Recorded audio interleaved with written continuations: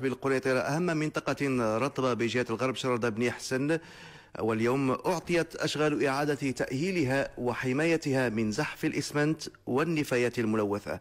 وربورتاج لعبد الرحيم بن شيخي وعبد الفتاح الزوين.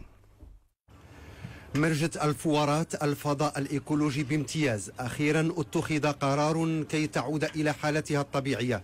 رئة للمدينة ومرتع للعديد من أصناف الطيور المهاجرة أهملت فيما سبق لأسباب غامضة وواضحة، واليوم بداية مسار آخر. تنفكروا ندير واحد مشروع تحسيسي وتوعية تستهدف الساكنه، وكذلك ممكن يدار يوم دراسي خاص بهذا الفضاء الايكولوجي. ودرنا يوم دراسي وخرجنا للمرجع، شفنا المواقع ديالها، شفنا يعني تزخر تبارك الله بواحد يعني نقولوا حنا واحد الطبيعه يعني جد مبهره، فيها دي سبيس تري رار اللي من حقنا اننا ومن واجبنا اننا نحافظوا عليهم ونحافظوا عليها.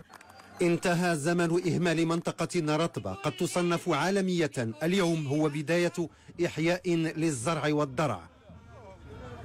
قمنا فيما قبل وبصفتي أترأس لجنة الاستثمارات بتوقيف 14 المشروع بناء سكن اجتماعي، 4 طوابق والطابق الأرضي، توقيفها مؤقتا لأنها كانت ستمس أي بالمرجع وبالأمن الإيكولوجي الخاص بهذه المرجع.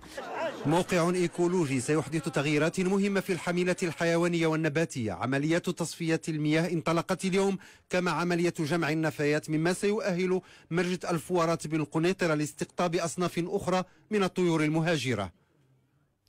الآن نتعرف على جديد أحوال الطقس في تقرير ليلى أغبال. أهلا.